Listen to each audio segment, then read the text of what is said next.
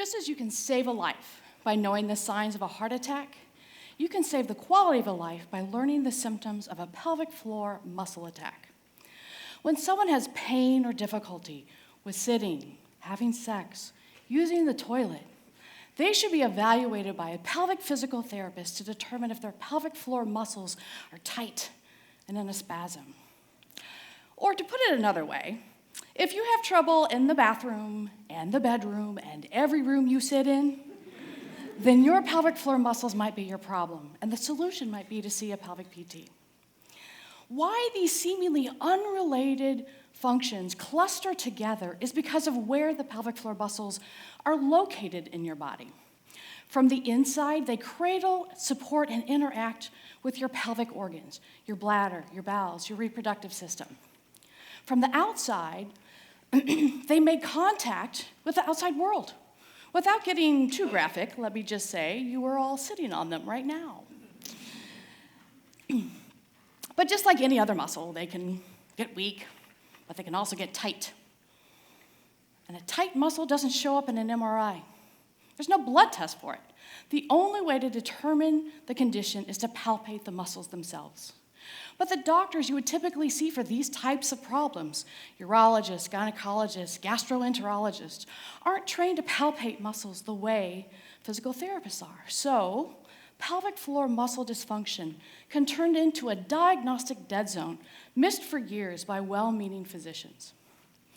As a pelvic physical therapist who's been in clinical practice for nearly 25 years, I have come to learn that it is you, friends, family, coworkers, perhaps even yourself, who may be the best at spotting the symptoms of a pelvic floor muscle attack.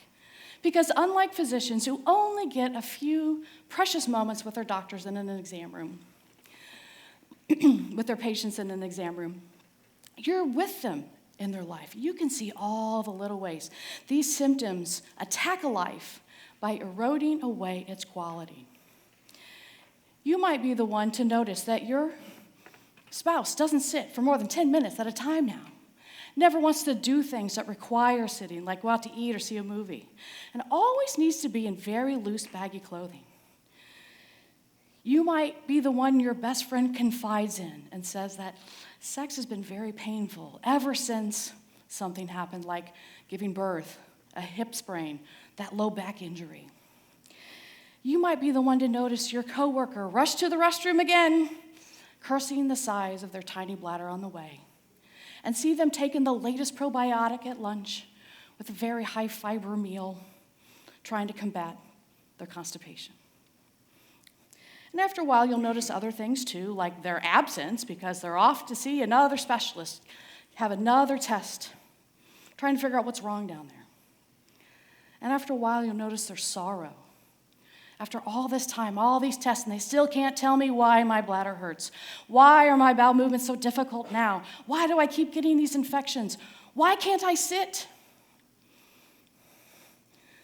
This is what it looks like to live with an undiagnosed overactive pelvic floor muscle, or what I call a pelvic floor muscle attack, because their life and their sense of normalcy are under a constant low-grade attack with no end in sight. Wow, this talk just got a little gloomy, didn't it? Sorry, yeah, a little personal, right? And weird. Why is a physical therapist talking to us about bladder and bowel and down there in my underwear problems? So, can you imagine meeting me at a party? It's a treat, yeah. So, we're hanging out at the hors d'oeuvre table, chatting. You make the mistake of asking me what I do for a living.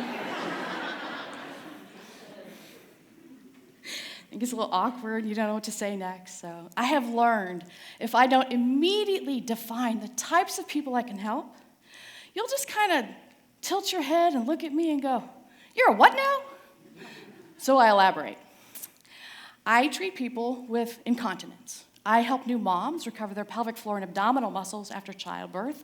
And oh, you mean like Kegel exercises, right?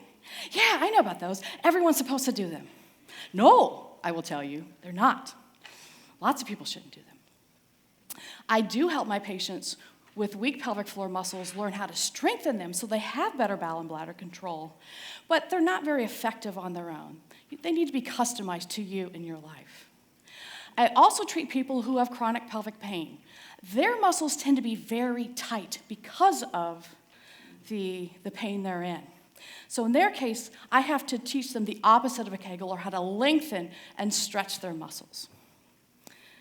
Because your pelvic floor muscles regard themselves as your protectors, the guard dogs of your pelvic organs. So they'll bark at any nearby pain just to let you know it's there by tensing and spasming, whether that pain is coming from the inside or the outside of the pelvis.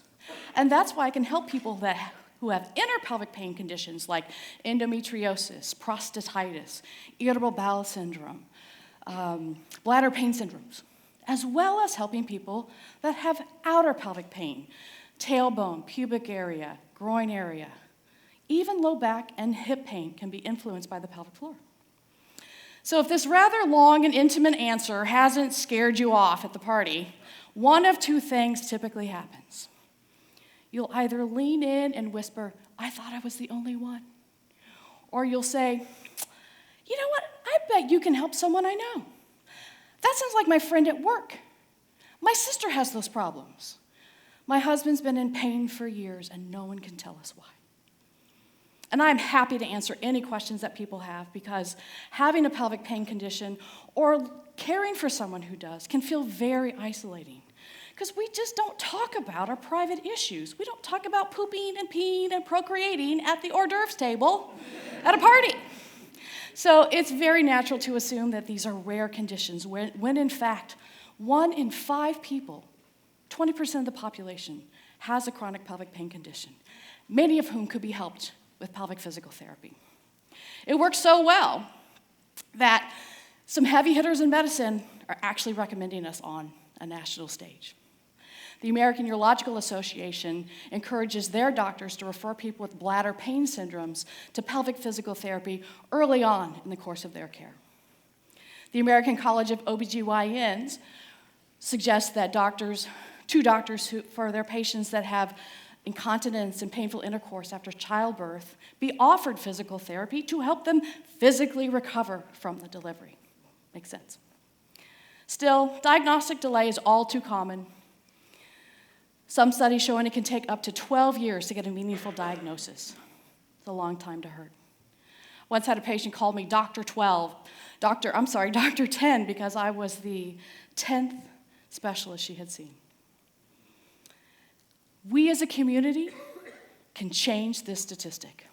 Let me show you how easy it is to save someone from a pelvic floor muscle attack. Had a patient, sustained a fall onto her bottom, bruised her tailbone. She immediately had the sitting pain. And it took a little while, but over time she noticed some other more intimate down there problems. Her urine stream was slow. It hurt to pee sometimes. Her bladder never felt empty. She saw a urologist who said, "Bladder infection. Here's some antibiotics. Drink cranberry juice. That'll make you feel better."